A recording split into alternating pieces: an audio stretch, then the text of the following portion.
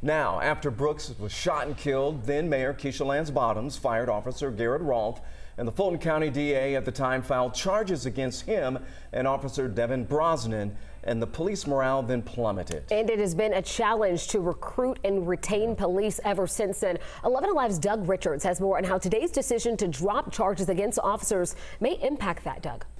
Well, city officials have said that the drain of talent in Atlanta's police department has abated, yet APD has been among many police departments struggling to hire new police and keep the ones they have, and the Brooks case did not help.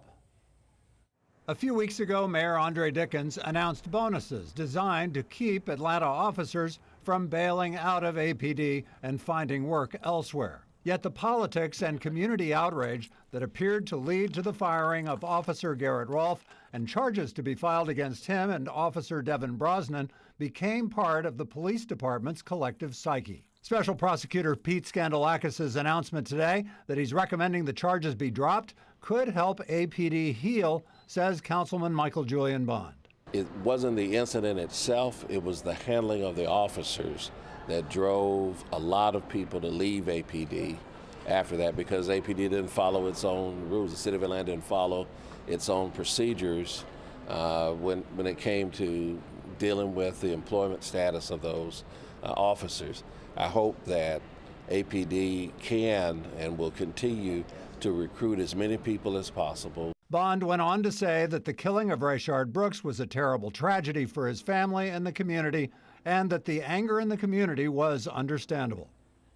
Bond says that the investigation concluded by prosecutors today should have happened 2 years ago, when the officers were instead quickly charged with crimes by a district attorney running for re-election. I talked with former DA Paul Howard today, and he said that he would decline comment. Yeah, it would have been interesting just to hear what he had to say, since he initiated that case back then in 2020. But, and it surprised a lot of people when that happened the way it did.